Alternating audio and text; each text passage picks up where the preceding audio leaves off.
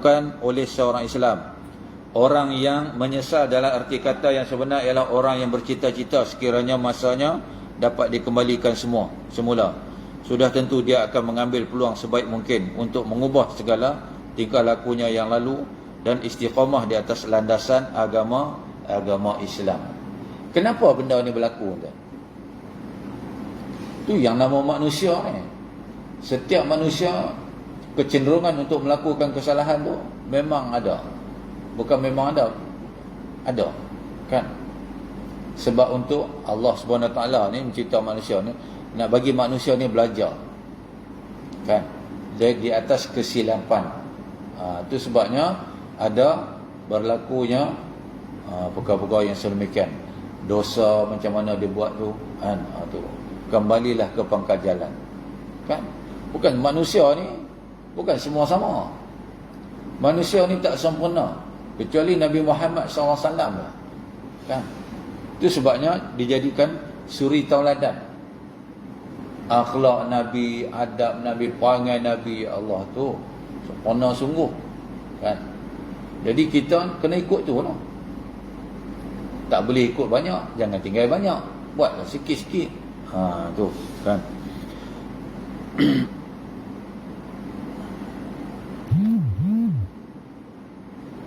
Misalnya kalau seorang memukul anaknya dengan satu tongkat dan pukulannya itu menyebabkan kecacatan yang kekal pada tubuh badan anaknya, bagaimanakah perasaannya setiap kali melihat kecacatan yang terdapat pada tubuh badan anaknya yang berpunca daripada tindakan itu? Ni yang banyak berlaku dalam apa? Dalam keluarga. Banyak dah kita tengok kan. Tu. Dia tak boleh kawal kemarahan dia tu. Seorang ayah ni tak boleh marah. Contoh kita pun ada dengar cerita lah dulu kan. Sama ada cerita ni betul ke tak betul, tak tahulah. Bolehlah kita buat sekadar orang kata apa? Tu. Dia baru beli kereta. Anak ni kecil lagi, baru belajar duk menconting dinding lah. Kan? Anak ni pun macam mana entah satu hari ambil paku conteng dinding, terlajak sampai conteng kereta yang baru beli. Tu kan. Jadi si bapak ni balik tengok kereta dah bercalak lah. Kan? Bapak dia pun tahu lah siapa yang buat. Bapak dia pergi titik tangan anak dia, pukul dengan ruler. Kan? Bukan ruler kayu ni, ruler besi. Sampai luka. Kan? Tu. Luka, kemudian bawa pergi hospital. Ingat kot sikit punya hal. Lama-lama kan, kuman tu sampai mengakibatkan kena potong tangan jari anak tu. Nak kata apa? Tindakan yang melulu. Kan? Macam anak lah, macam anak baru-baru ni. Kan? Cincang mak 15. Sebab apa? Pembahagian rata tak sama adil. Kononnya rata dunia berebut sama macam tu. Mak tuan-tuan, mak ni Allahu Akbar. Kalau dah hilang habis lah. Mati mak ni tak boleh cari dah. Sebab dia adalah pintu syurga. Doa mak ni mustajab. Mak ni menangis, dia angkat tangan, bungkus kita. Kan? Bukan kata doa, tergerak hati dia aja. Ish, anak aku ni. Ni pikerat 15. Allahu Akbar. Kita pun tak boleh nak, orang kampung kata cannot brain lah. No? Tak boleh nak pikir lah. Sampai 15 lah. Kan? Tu. Apalah, banyak sangat ke harta mak tu. Kan? Kita Brunei pun anak-anak dia tak berebut kan. Itu sebabnya kita kalau ada lebih-lebih sikit. Terasa kaya sikit, buat wasiat cepat. Kan? Wasiat ni bukan kena nak mati sangat pun nak buat dah. Kita tahu ke kita bila nak mati? Mana lah nak beritahu buat wasiat lepas buat wasiat tu lepas mati macam. Okey dah. Kan? Dia tak boleh dengan verbally tak boleh. Mulut ni tak boleh. Tu banyak.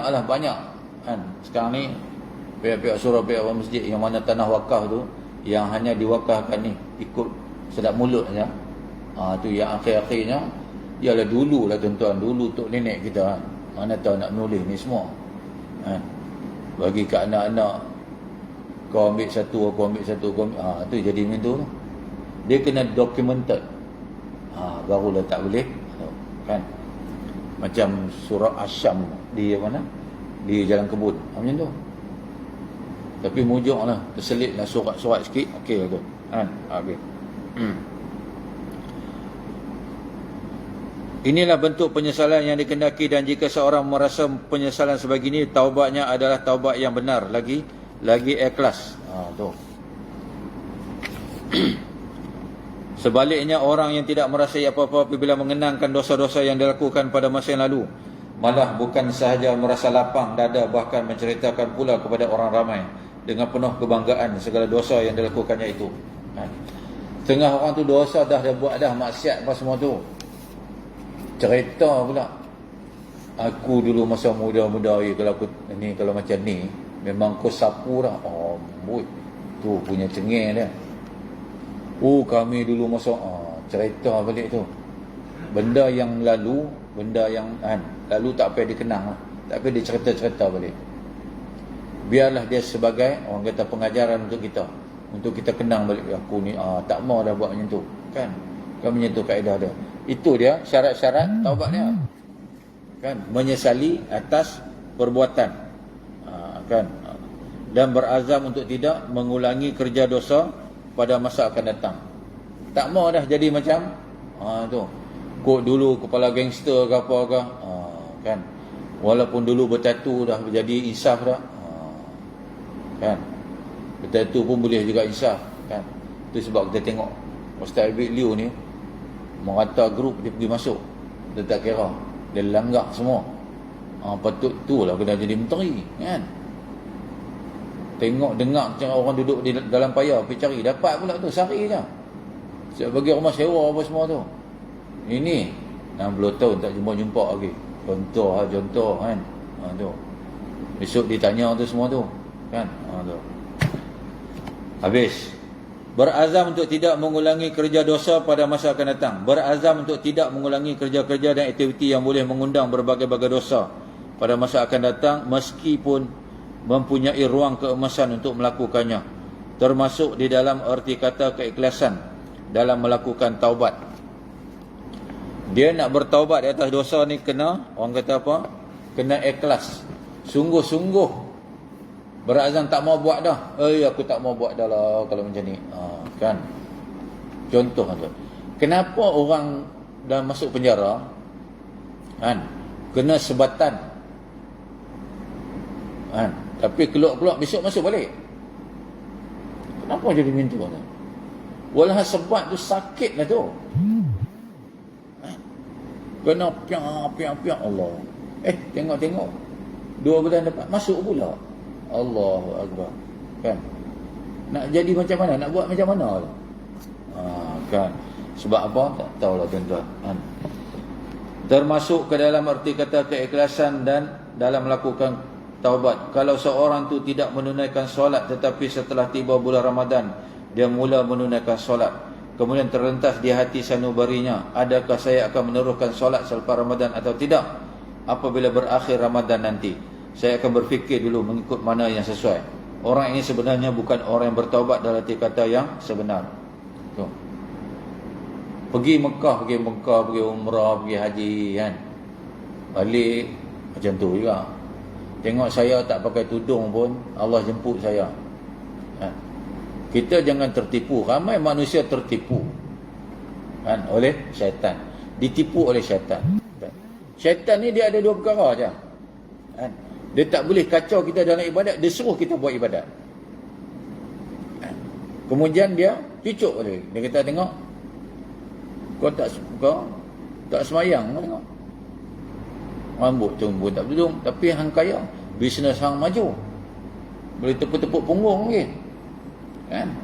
Tengok dia orang tu solat, pakai semua tu, tak panas ke? Tengok rezeki dia banyak mana. Dia pun fikir-fikir betul ke, rezeki ni daripada Allah. Bungkut, kan. Tu yang terlibat dalam tu, kita tengok tu, suami mereka semuanya dah dayus. Nabi kata dayus tak cium bau syurga. Masya Allah, tuan-tuan. Tu Apa gekak apa kat kita tu masuk lah. Tu. Malu ke orang kafir. Orang kafir pun tak buat tu. Orang kafir dia tu. Kalau orang nak buat pun tak apa sebab dia orang bukan tak ada agama. Ni ada agama ni. Lahir-lahir Islam dah tuan-tuan. Kita ni Allah bagi satu nikmat yang cukup besar. Memang tidak ada nilainya, tidak boleh. Allahu Akbar. Tak ada duit yang boleh beli tu. Perangai macam tu pula. Allahu Akbar tu. Jual pula ubat apa? Bukan ubat perempuan, ubat lelaki. Ada kau tuan-tuan nak tengoklah video dia. Kita nak tengok pun beli lah. Jadi balik macam tu juga perangai. Tuan-tuan pergi haji ni. Itu sebabnya haji ni kenapa dia letakkan rukun yang kelima. Itu amalan yang ibadat yang kira kelamek lah tu. Takkan hang pergi sana penat-penat habiskan duit apa semua tu. Tapi itulah setengah orang tuan-tuan dia banyak duit. Sebab Nabi dah sebut dah akhir zaman ni umat-umat aku pergi haji tu ada yang makan angin. Sekadar nak melancong tengok cantiknya Mekah sekarang. Balik dia cerita apa? Mekah sekarang cantik tu. Kan? Madinah dia cerita tu je. Bukan nak kira amalan. Bukan nak berubah pada sudut amalan dia tak. Balik tu patut Allah. Kalau dia bukan ahli masjid, ahli syurau, balik terus ahli syurau. Kan? Balik dulu Allah solat tak balik orang tengok terkejut pakai saban terus. Kan? Tu. Dulu tak pakai tudung, baju ketat apa semua tu, balik baju longgar pakai tudung elok tu. Tu mana kata berubah lah tu. Kalau masih di tahap yang lama tak jadi apa. Sekadar menghabiskan duit ni lah. Kan? Di Kaabah ni tengok Kaabah meleleh air mata Allah sampai air hidung pun keluar. Punya bertaubatnya. Macam tak mau buat dah. Balik. Kan? Malu, kesian kat Rasulullah. Rasulullah tengok menangis kita. Menangis kita tak apa. Kan? Jadi perkara yang dituntut sebenarnya adalah berazam sepenuh hati untuk tidak mengulangi kesalahan dan dosa pada masa akan datang. Namun malangnya kadang-kadang syaitan mengelincirkannya. Kerana itu dia perlu memperbarui taubatnya semula. Begitulah seterusnya. Ini kerana Allah Subhanahu Wa Taala sangat suka kepada orang bertaubat. Firman-Nya innallaha yuhibbut tawwabin wa tuhibbul mutatahhirin. Ni doa masa bila kita lepas wuduk. Kan? Jadi ada amalan lagi lepas wuduk ni, lepas doa tu sambung pula, lapis pula dengan ayatul kursi pula. Tu maka dosanya akan dihapuskan. Kenapa ada solat? Kenapa ada setiap kali solat kita kena ambil air wuduk? Apa hikmah dia tu? Dan kita nak solat ni nak menghadap siapa tuan-tuan? Menghadap yang maha segala maha. Maha segala. Tu kadang-kadang kita manusia marahan ni, manusia yang bawa tai dalam perut ni, ada juga yang maha agung tu. Bisa siapa nak jawab tuan-tuan? Kan? Kita pula pergi tu saya cerita panjang-panjang. Sesungguhnya Allah mengasihi orang-orang yang banyak bertaubat dan mengasihi orang-orang yang sentiasa mensucikan diri. Sebab apa kita nak menghadap Allah ni solat ni? Dulu syariat yang dibawa oleh Nabi-Nabi terdahulu, mereka beribadat tak perlu wuduk lah. Walaupun ada juga solat, tapi tak tahulah solat mereka macam mana. Syariat yang dibawa oleh Nabi Muhammad SAW ni ada syariat yang sempurna. Bukanlah kita nak buat comparison. Nabi dulu tak sempurna, ada sempurna. Dia di zaman dia dengan umat dia. Tapi umat Nabi Muhammad SAW ni Allah create satu kaedah macam mana nak menghadap ni, dalam solat ni nak menghadap aku. Kena di dalam keadaan yang dosa tak ada langsung. Tu. Dosa itu jatuh, gugur dengan titisan air uduk tu. Dosa daripada muka, dosa daripada tangan, dosa daripada kepala, dosa daripada kaki. Semua dosa kecil. Maka kita pun menghadaplah Allah Subhanahu Wa Taala dalam keadaan yang suci dan menyucikan. Tengok syariat Nabi Muhammad SAW kan. Itu sebabnya itulah hikmah wuduk tu. Orang-orang yang bertaubat ialah orang yang apabila terjebak ke lembah dosa akan segera bertaubat. Konsep taubat ni macam mana? Setelah mana orang, kecuali ini berlaku kepada orang yang beriman. Nak tahu kita beriman tak beriman lah. Kita ni beriman. Malu itu iman. Kan? Malu itu iman. Kita lah kita. Kalau orang kata apa? Syekh, hari ni yang pakai sepeda jalan tu, jalan tu. Boleh buat itu? Tak boleh. Kan? Kita di swimming pool tu pun walaupun kan, dia punya SOP dia kata apa? Nak mandi kena pakai ni swimming terang dia tu. One piece tu orang lelaki. Perempuan two piece. Tu pun kita tak pakai macam tu. Kita pakai kan tight fit tu baru kita pakai. Tu punya malunya kita rasa. Ini pula kita tengok Allahu Akbar tu. Baju macam tak cukup kain. Kan? Tu. Habis. Jadi konsep taubat ni kita mana-mana yang melakukan kesalahan, melakukan dosa, dia berasa itu satu dosa, dia akan merasa kesal. Contohlah tu, kita tengah bercakap dengan kawan. Kan? Kita tak perasan bahasa yang kita keluarkan tu, bahasa yang agak kesat sikit. Kita tak perasan. Kita kata kat kawan kita tu, dia berasa hati tu. Berasa hati, dekat mana nampak dia berasa hati tu? Kat muka dia. Wajah dia akan berubah. Tu. Orang lain perasan, kita tak perasan. Jadi kita balik-balik, Allah aku buat salah kat dia aku. Kan? Tu berasa diri tu bersalah. Tu orang beriman. Tu sebabnya Allah suruh kita jadi orang masuklah kamu sebagai orang beriman. Sebab orang beriman ni dia senang dapat tunjuk ajar. Dia setempat merasa bersalah. Kita buat kesalahan tu kita rasa satu dosa tu. Tu sebab sahabat-sahabat Nabi Muhammad SAW, sahabat-sahabat Nabi, kan? Kalau buat satu dosa tu dia rasa macam gunung runtuh atas kepala dia tu. Kita tak rasa gunung, rasa busuk je atas kepala pun cukup dah.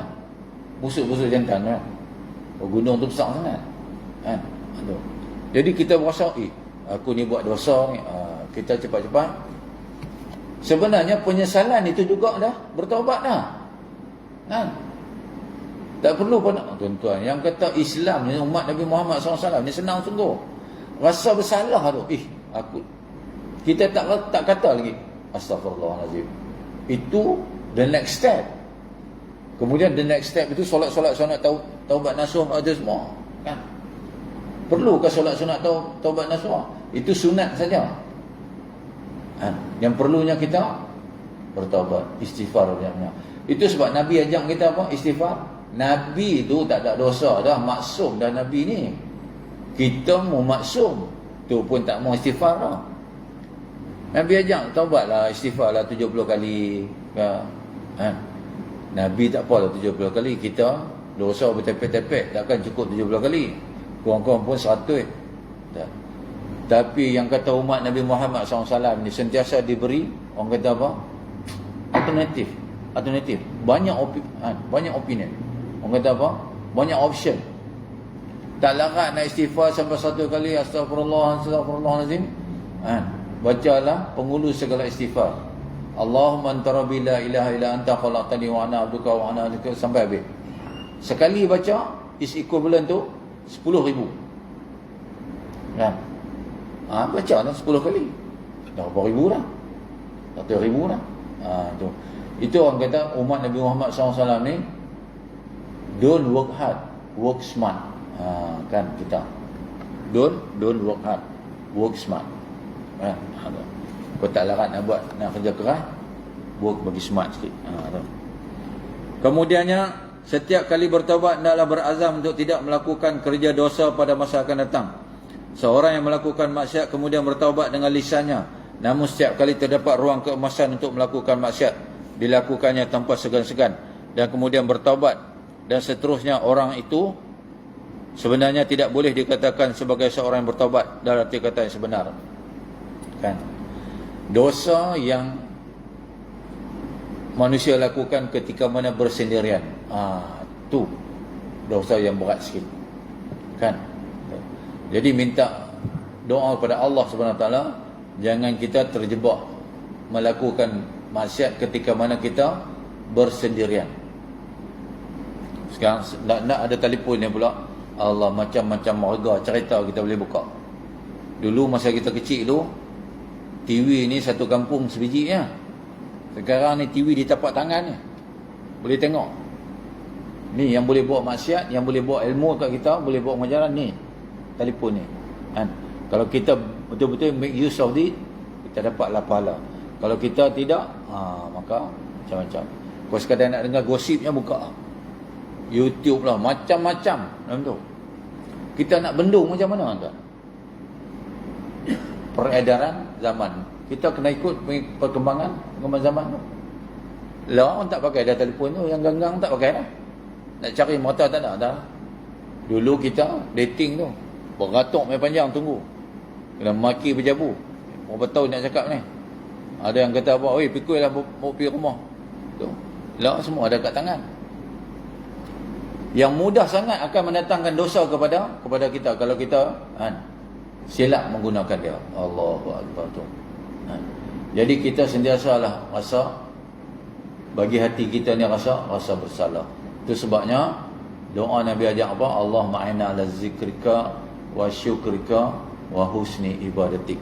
Ya Allah, ingatkanlah kami ingatkan kami kepada, bila kita ingat Tuhan, kita pun tak buatlah dosa tu. Yang berlaku, yang buat dosa ni tak ingat Tuhan. Itu sebabnya ketika mana seseorang tu melakukan maksiat, iman dia dicabut kan. Sebab apa? Siapa yang melakukan zina tu, iman dia tak ada ketika tu kan.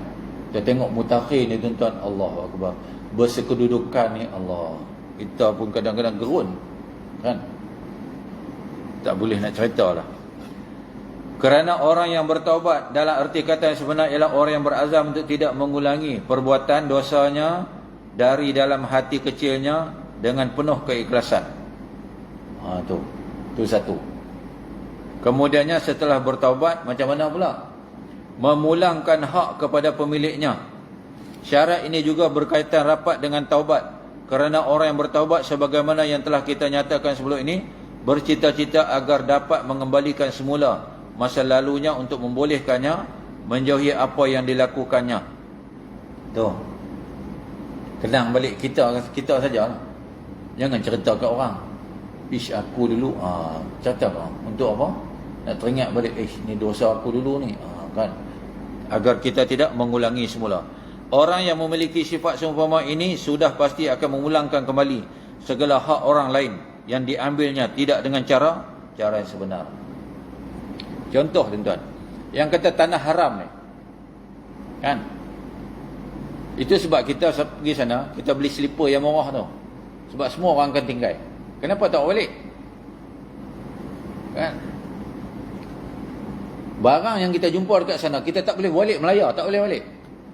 Kita kena bayar dam kita tak boleh bayar di sini kan? Dan tak boleh kita cari yang mana orang susah tak. Di sana juga kita kena settlekan dam tu. Ada beberapa jemaah yang balik jumpa, dia tahu, saya rasa gundah gulana sejak balik umrah ni, rasa ada macam tak kena. Nak tanya sikit, amalan saya tak diterima ke, macam mana ke kan? Tanya dia, ada tak kau ambil barang berapa ke sana? Balik. Ada, dia kata. Tu.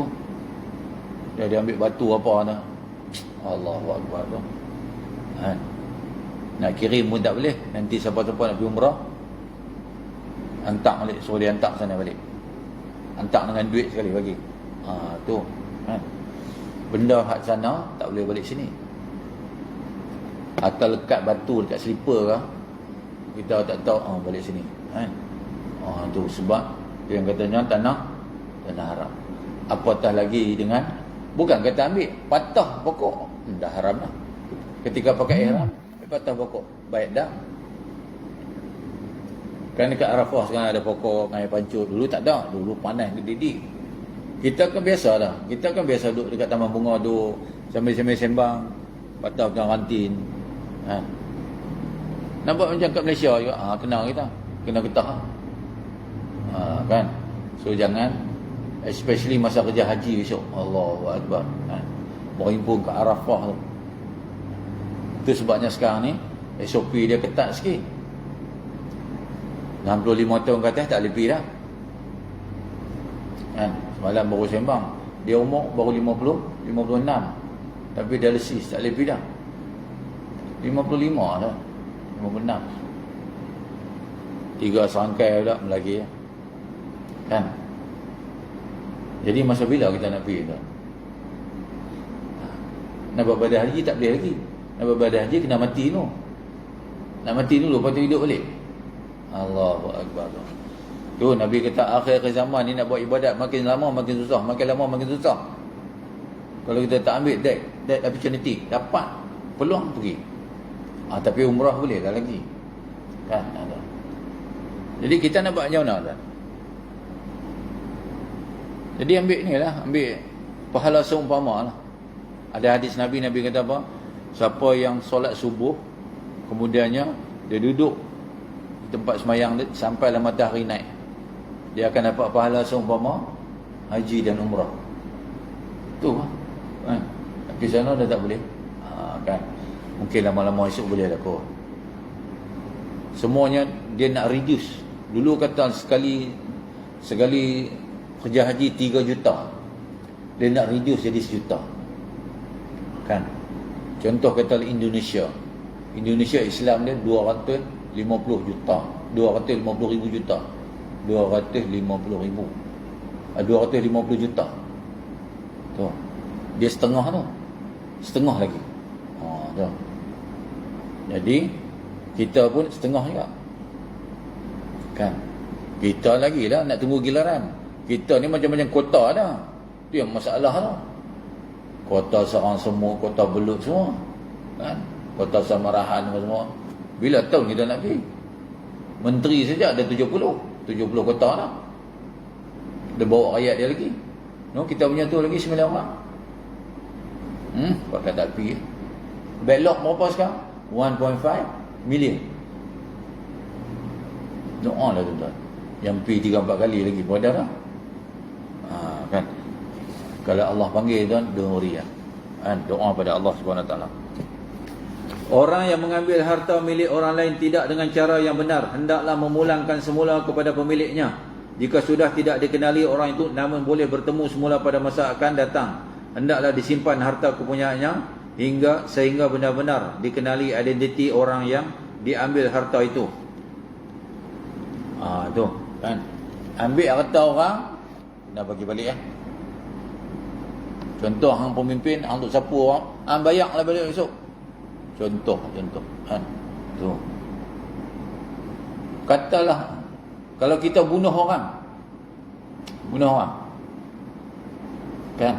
Dia pun mati. Dia minta ampun macam mana? Tunggu dia hidup balik kan?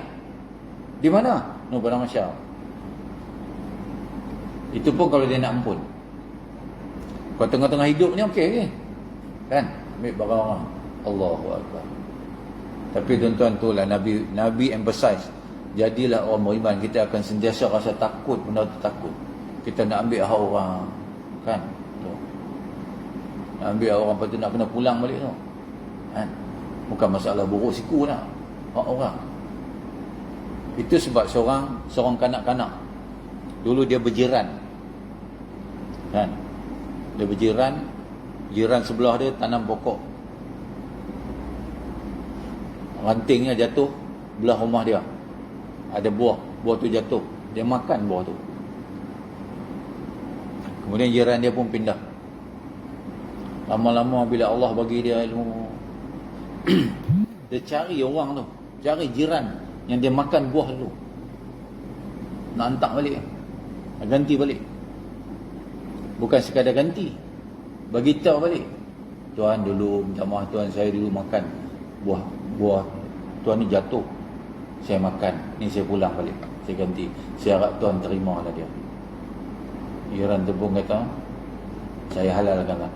Tu kan, siapa dia tu? Syekh Abdul Qadir Jalani. Sampai macam tu. Kita macam mana? Itu sebab jangan kita ambil hak orang. Kan? Sebab dia tak settle lagi, tak settle di sini. Allahu Akbar, kan?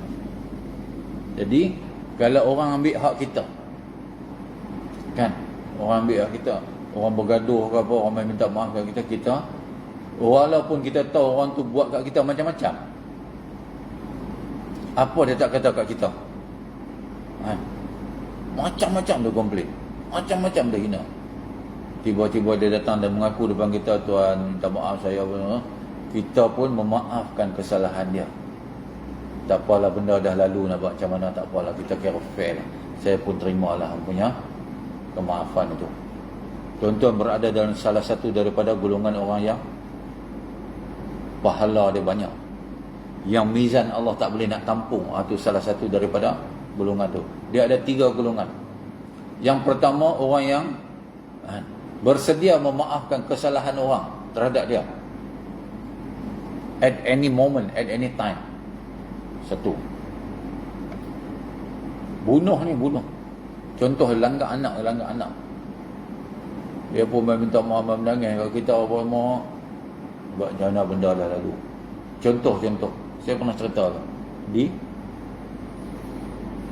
sebuah sekolah Arab ni, sekolah agama. Anak dia mati dipukul dalam bilik air. Anak dia buat report polis, apa kedebuk yang kes bully lah. Yang 8 orang ni, 8 budak ni naik mahkamah, masalah dia dapat bersalah, kan? Bukti apa semua kuat, dapat bersalah, nak hantar pergi Henry Geni, pola bosong ni. Mak dia kata tak apalah, dia suruh tuan hakim dia tarik balik, kan? Jatuh hukum tu, tarik balik hukuman tu, bebas lah. Sebab saya maafkan lah, kan? Maafkanlah 8 orang tu. Dia kata kalau budak-budak ni masuk sana pun anak dia takkan hidup lah. Tak apalah, saya maafkan lah, dunia akhirat. Tu dia ada, dia level yang lain tu, kan? Tapi nak dapat makam tu, tuan-tuan, sembang boleh lah, kan?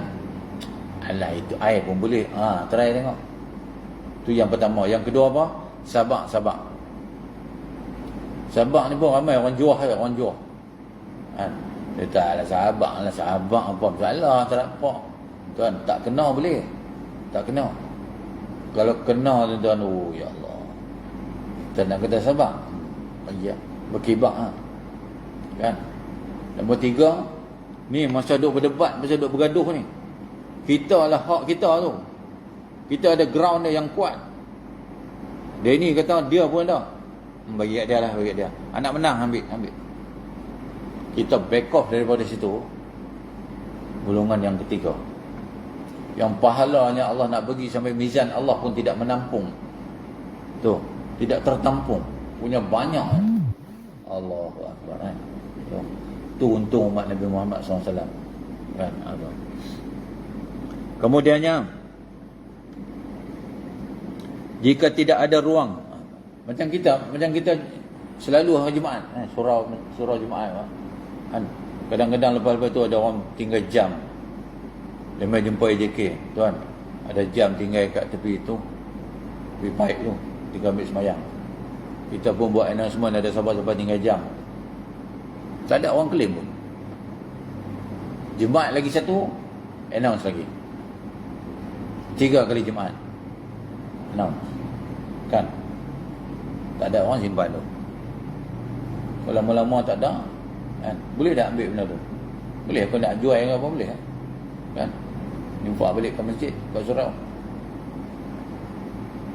3 tahun lepas tu, dia orang main claim pula. Saya dulu ada hilang jam macam ni, dia tunjuk gambar. Kita kena beli ganti balik. Itu kalau benda. Kalau pisang, kita naik motor, kan? Naik motor, balik-balik tengok ada pisang sesekat, kita pun nak bagi tahu, bagi kat AJK pun buat nasihat. Ada siapa-siapa tinggal pisang, orang tak claim. Kita pun tinggal nak tunggu Jumaat ni. Pisang tak payah makan dah lah. Nak tunggu 3 kali Jumaat, maput macam tu je. Tu. Besok kalau orang tu mai tanya, saya ada tertinggal pisang dalam tu kita beli, bagi balik. Itu kaedah dia. Pisang jangan tunggu sampai 3 Jumaat. Kita makan tangkai je lah. Kan tu kaedah dia macam tu kan. Selalunya jam lah, jam, cincin, nak tu yang kan jenis ada orang pakai cincin semua jari, dia make full use of the jari. Kalau besok Allah tanya jari yang buh apa, semua saya buh cincin. Cincin bukan kecil-kecil, terudar lah. Macam kulit berani lah. Tu cincin penuh jari. Tak tahu lah. Habis. Jika tidak ada ruang untuk mengenali dan juga tidak ada ruang untuk menemuinya kembali, hendaklah mensedekahkan harta itu kepada orang miskin atau nama orang yang diambil harta itu bagi membersihkan diri dari memiliki dan memakan harta yang haram. Tu kan. Contoh kita pinjam duit kawan. Lama dah dia pun pindah apa semua tu, kita pun tak dengar. Buka Instagram tak ada, buka Facebook tak ada, semua tak ada. Lama dah. Kan? Maka kita nak bayar balik. Nak buat macam mana? Kan? Infak atas nama dia. Kan? Tahu-tahu besok dia mai cari kita balik. Selepas 10 tahun ke 12 tahun dia mai cari. Beritahu dia, aku dah infak. Kalau dia kata okey. Kan? Itu ni kalau itu ambil orang, kau pukul orang, bunuh orang. Allahu Akbar. Tak settle tuan kepada masyarakat tu. Agak-agak dia nak maafkan kita.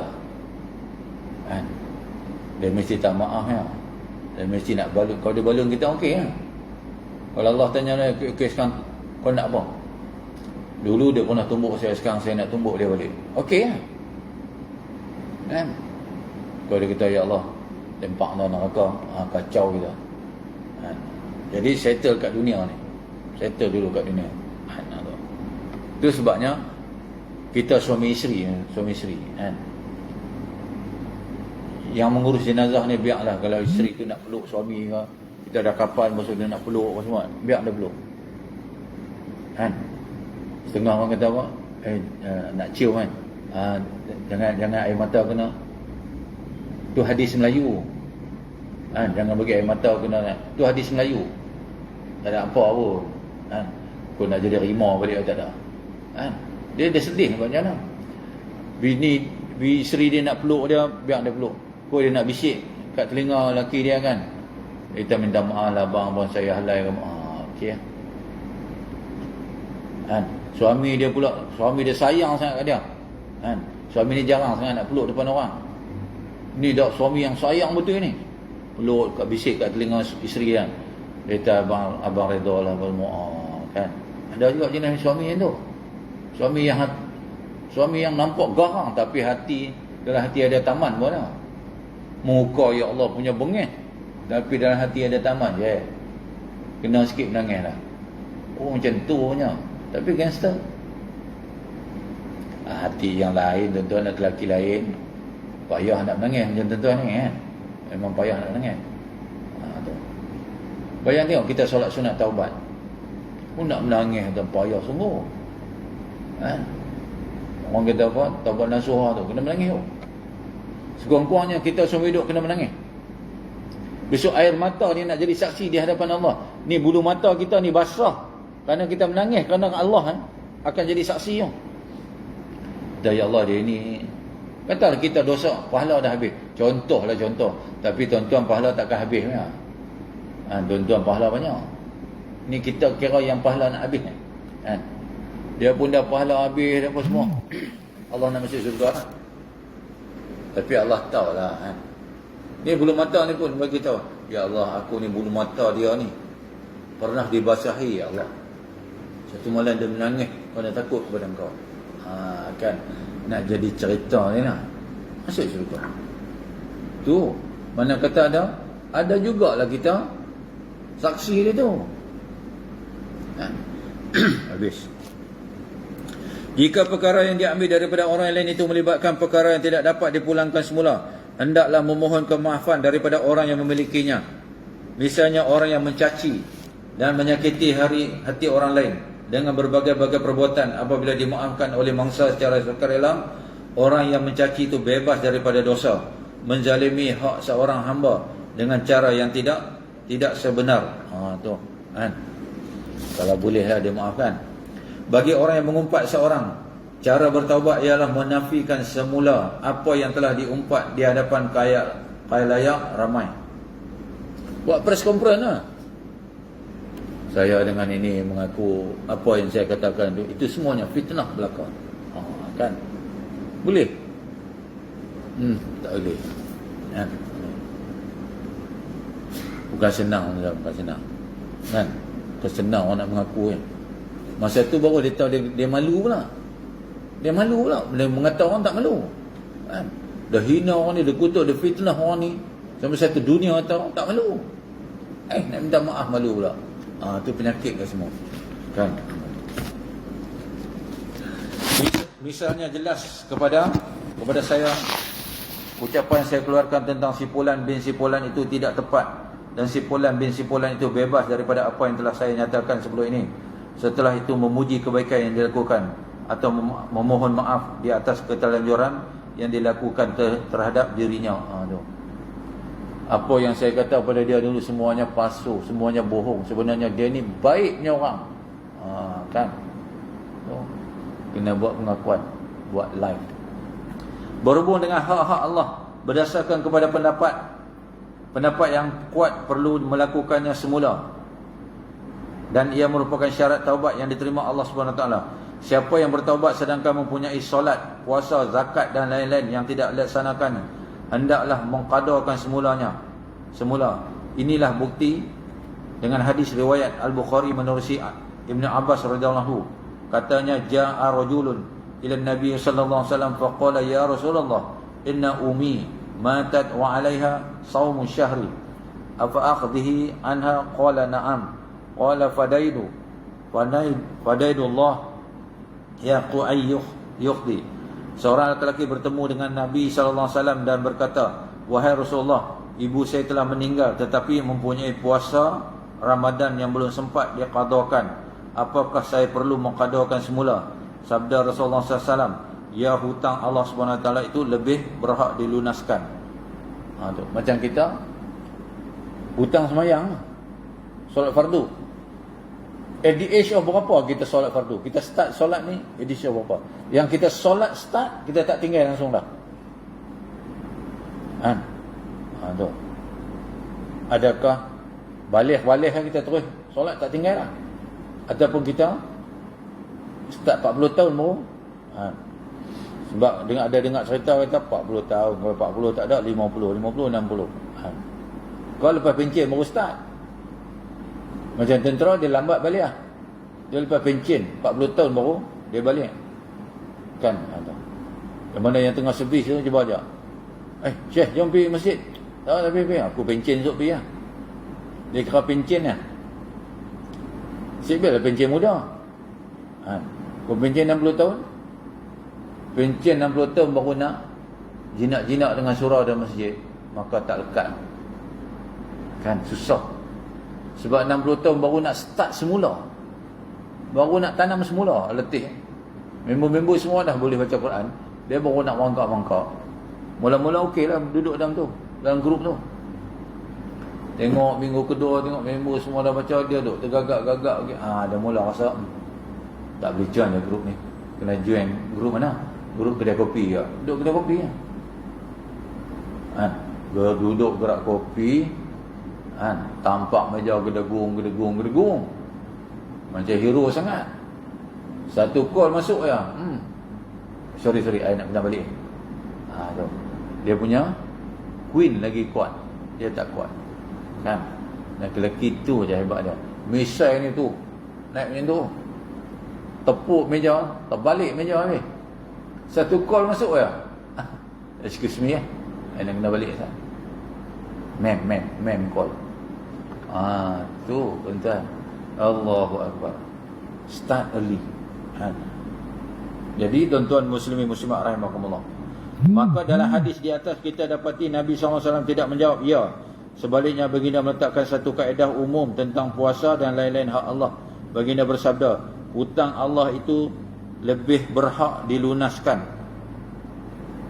Itu sebabnya kalau kita pergi umrah, nak buat umrah, kan?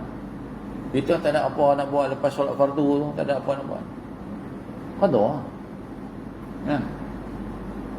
Lepas tu qada jangan bawa kalkulator pula. Qada 100 pahala. Kan? Tu kerja Allah Ta'ala. Janji kita ada, kan? Kita ada kecenderungan untuk nak, ya Allah aku nak, kan? Nak ganti balik petang-petang. Puasa ke apa, kan? Puasa. Lepas tu buat solat kita. Buat pelan-pelan. Kan? Bagi golongan ulama yang berpendapat solat tidak perlu diqada semula setelah seorang bertaubat, kerana mereka sendiri berpendapat orang yang meninggalkan solat itu sendiri telah menjadi kafir. Oi. Rasak kan? Orang kafir yang memeluk Islam tidak perlu mengqada semula solat yang tidak ditunaikan sepanjang berada dalam kekufurannya. Itu pendapat setengah ulama. Kadang-kadang kita silap terjemah, kan? Ramai kita kata kalau orang Cina masuk Islam kita kata apa? Convert. India masuk Islam kita kata convert. Orang kafir masuk Islam kita kata has been converted to Islam. Sebenarnya bukan convert, revert. Patah balik. Kan kita ni dulu lahir-lahir semua mukmin kita ni. Kan? Kita masa belum lahir tu, sebelum nak jadikan manusia, Allah tanya semua roh. Alastu bi rabbikum, wahai sekalian manusia, roh sekalian manusia, mengaku tak aku ni Tuhan kamu? Semua mengaku. Semua mengaku. Maka itu sebabnya kita bila dilahirkan itu, ketika mana bayi masih dalam mumayyiz itu, dianggap Muslim tu ketika tu. Maka yang menyahudi dan menasrani kan keluarga dia lah. Itu sebab ada yang mati ketika itu, kata Nabi,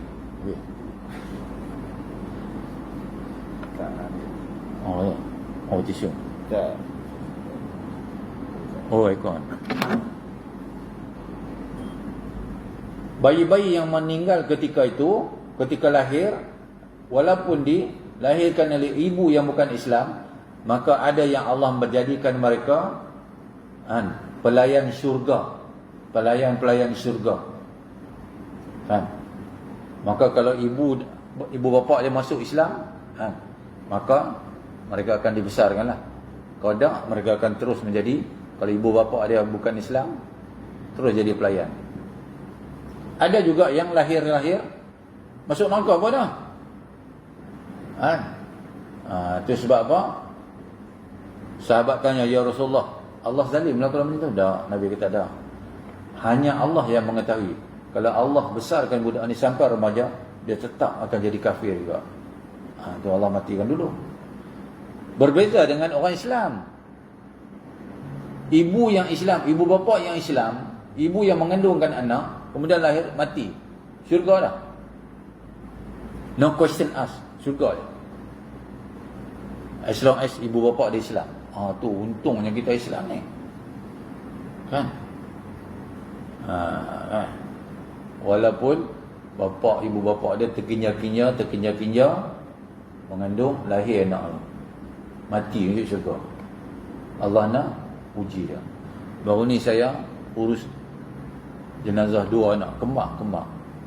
Pasangan ni dah lah kahwin 5 tahun. 5 tahun dah kahwin, tunggu. Lahir mati. Kembar dua-dua. Allahu Akbar. Apa? Tak kata okey lah. Ada orang yang, saya ni ustaz dah 11 tahun dah tak ada anak. Entah agak-agak pasal apa? Kan? Macam kena nasihat pasangan ni. Kita kahwin tak boleh plan dulu. Kan? Tak boleh planning dulu. Tengok dulu. Try dulu. Okey.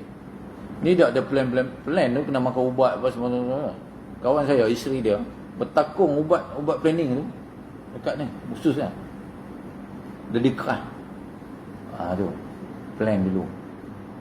Allah dah nak bagi dah. Plan dia siapa?